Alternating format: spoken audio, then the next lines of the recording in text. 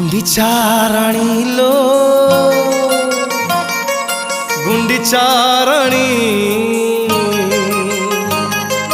चाहिदे आड़े पाट ओढ़णी